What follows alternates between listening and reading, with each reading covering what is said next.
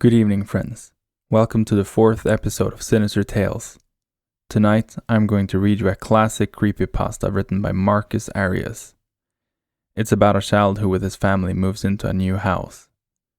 As there are no children around to play with, he finds a new friend in a mysterious teddy bear who was already living in the attic. This story is called Bright Eyes.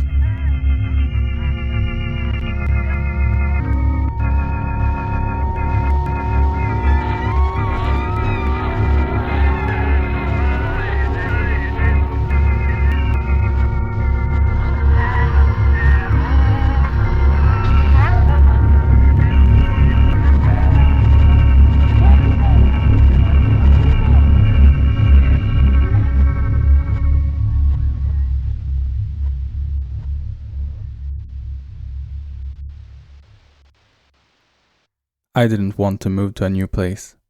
All of my toys were in boxes and we didn't have any TV. Mom told me to play outside, but she was always busy and Dad was at work. There weren't any kids around there anyway. Mom told me to explore the house, but I didn't like to. The house was empty except for boxes. The basement was dark and the attic was dark too, and I didn't like the funny smell in there either.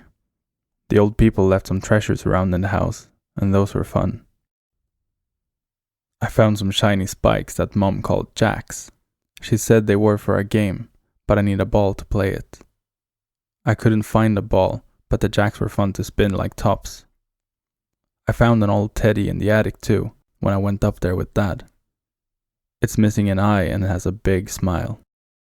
I didn't tell Dad about it, because he doesn't like dirty toys. He threw away a blanket after it was old. He never told me that, but I know he did. The forest was fun to play in, but Mom said not to go too far. I found a little house that looked like Dad's old shed. It had leaves and stuff growing all over it, and it looked all broken and really old. There was a little window with bars on it, and I didn't like it. I stayed away from the house, because I didn't think there was treasure in there. Sometimes I threw rocks at the house. I thought I might break it, but it was still pretty strong. I found frogs in the forest. They were hard to catch. I also saw other kids in the woods, but they all hid behind the trees and watched me. They didn't say anything, and I didn't like them watching me. They got closer and closer if I stayed too long in the forest. At night I heard noises. They made me very scared. I had to hide Teddy from Dad and Mom, so I kept him under the bed. But when the noises got louder, I would hold him tight and he would make me feel better. The noises got real bad when it was really late. It was the kids in the forest crying. They got louder when they were closer to the house. I never told Dad or Mom about them, because grown-ups always think I'm dreaming when I'm not. I felt safe with Teddy anyway, so I didn't need to sleep in their room. I started to hear their voices one night. They were whispering real quiet outside, but I could hear them whispering. They were outside, under my window, and they were looking up into my room. In the night, they glowed pale green like my star stickers, but brighter. I didn't like to look at them. They had holes instead of eyes. When they got louder, I held Teddy closer. They went away in the morning. One night, I heard Teddy talking. He had a soft voice. I was crying because the whispers were getting louder. He told me it was going to be all right. He promised to keep me safe. In the morning when the children went back to hide in the forest, I talked to Teddy. "Are you a good guy?" I asked Teddy. I made sure Dad and Mom were busy so they wouldn't find us. "I am a friend to children, little one. I am their guardian in the night, from the wickedness of the bright eyes. I have protected many children from those creatures, and I will protect you too." "Who are they?" I asked Teddy. "They want to take you away, little one. They want to hurt you. I am old and I am weak, but I can protect you for a while longer. I appear to children who need me. Those things aren't children. They hide what they really are inside the skin of children. I have fought them for such a long time, but they grow strong as I grow weak. Every night Teddy would stay with me. The bright eyes came closer and closer though. They would float up to the window and stare inside. They whispered their noises to me, and Teddy told me to shut my ears with my hands while he kept them from coming inside. He told me he was getting weaker, and that was why the child monsters tried to get me. One night, they got into the house. They came up the stairs and started scraping my door. We had to sit against the door to keep them from coming in. Their whispers were loud enough that I could hear them. They kept saying, "Come and play. Come and play. Come, come, come."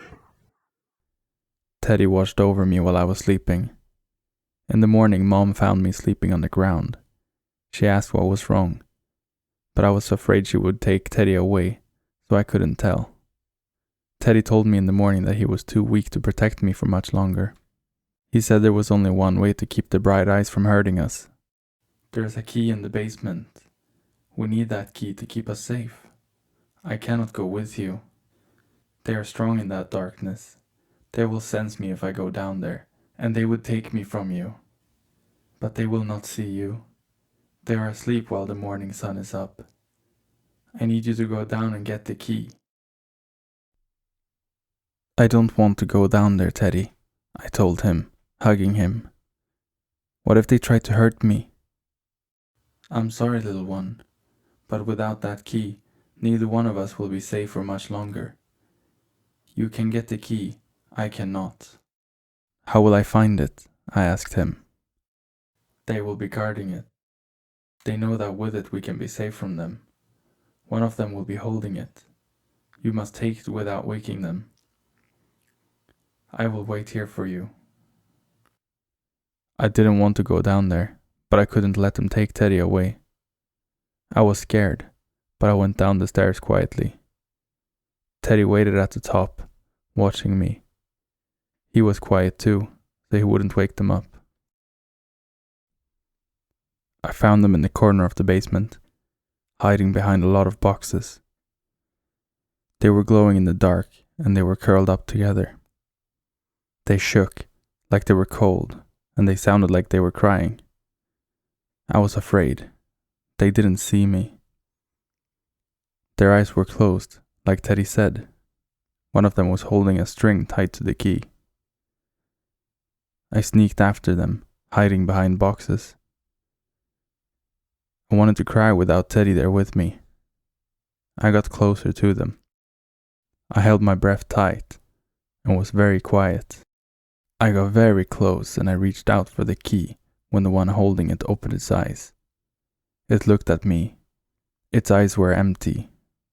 I screamed, but I grabbed onto the key and turned around, pulling it away until the string broke.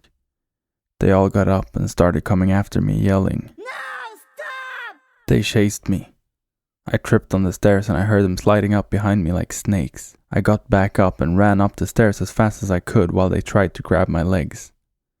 I got upstairs before them and closed the door. I heard them on the other side. They were still yelling and hitting the door. I held the key tight. I looked down at it.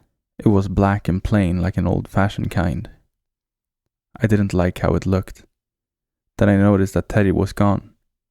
I called for him, but he didn't answer. I didn't know where he went. He said he would wait, but he was gone. I started crying. Dad found me when the bright eyes stopped making noises. He asked me what was wrong and why I yelled. I couldn't tell.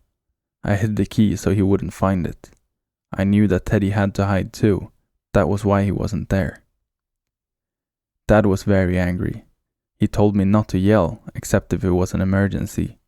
He told me that he found my Teddy and that he took it and threw it away. I cried and told him I needed Teddy, but he didn't listen. He said he would get me a new one, but I didn't want a new Teddy. I was afraid without him, and Dad wouldn't listen. I hid from Mom and Dad all day. They didn't know, but they couldn't help me. But Teddy came back at nighttime when I was in bed. I saw the door open, and I was afraid it was the bright eyes, but I saw that it was him. "Teddy, you came back." "Yes, little one. I will never leave you. Your father tried to take me away. He's being controlled by the bright eyes, but I was still strong enough to escape their power. We don't have much time. Did you get the key?" "Yes," I said. I got out of bed and showed him the key. "You are very brave, little one, but you must be brave one more time. This time, I will not leave you. We must go into the forest. There's a place there where they cannot go." "But I'm not allowed outside at night. If Mom and Dad finds out, they might not let us be together anymore." I said this, but I felt bad because I was scared of going in the forest. "After tonight, you will be safe, but we must go now before it's too late."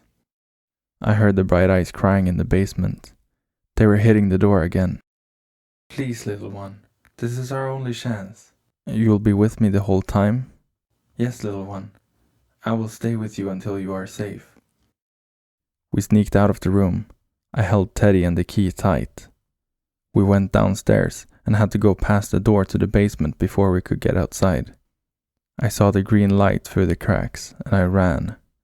I heard the door open behind us when I got outside, and I saw the bright eyes push their way out, crying and yelling. No, stop! Come and play! I ran into the forest. It was very cold. Teddy told me where to go. It was very dark and I tripped a lot. The bright eyes kept coming, flying after us. I ran further and further, and I fell down and scraped my knee. I dropped Teddy. Teddy ran into the forest. "Wait, Teddy, don't leave me alone," I yelled. "This way, little one, follow my voice." I stood up and held the key. I ran after Teddy. He kept telling me where he was, and I ran after him. I kept crying. The bright eyes were so close behind, still making horrible sounds. "In here," Teddy said. I stopped and saw that he was standing in the old forest house. The door was open. It looked much smaller in the dark. "I can protect you in here. You will be safe from the bright eyes, little one." I looked at Teddy with his wide grin. I smiled back, but I was scared. It was a very dark room. "Do we have to go in there?" Teddy looked sad. I felt bad for being scared. "If you don't hurry, they will find you. They will take you away. They will hurt you. I want to protect you, little one. You must come in here and shut the door. They can't come in here when I'm here to protect you." I turned around. The bright children with crooked faces were floating after us. Dark stuff dripped from their empty eyes. They were flying forward with outstretched hands, yelling, No! Come! Come! Come and play! I ran into the house and shut the door. "Quickly now, lock it with the key before they can get in." I stood on tiptoes to reach the lock and put the key in.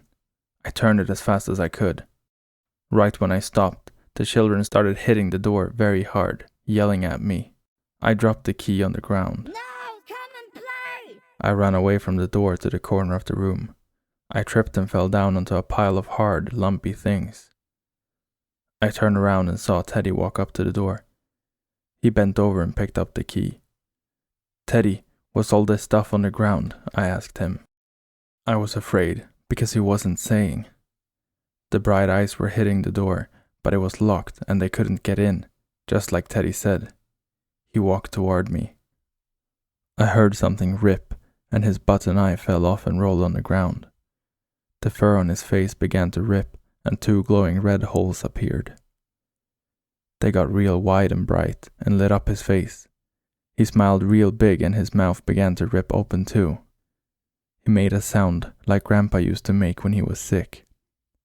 I cried. I ran away from Teddy and started to hit the door with my fists. It was locked up tight. Teddy's eyes got really bright and lit up the room like a nightlight. 2 long cracking arms with knives instead of hands came out of his mouth and began to scrape against the floor, pulling Teddy towards me. I crawled back to the corner. I fell on one of the lumpy things underneath me and hurt my hand. They were white and hard and had scratches all over them. There were lots and lots of them all over. "What are you doing, Teddy? Please stop. You're frightening me," I cried as he came closer. The children were yelling to me from the darkness. They reached in through the bars of the window. I finally knew what they were saying. They weren't saying come and play. They were saying run away.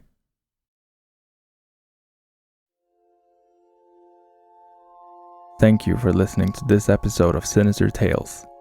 I hope you enjoyed it. If you want one of your stories or creepy images featured on a future episode, send an email to mysinistertale@gmail.com. Subscribe and hit the bell to get notified when I release a new episode.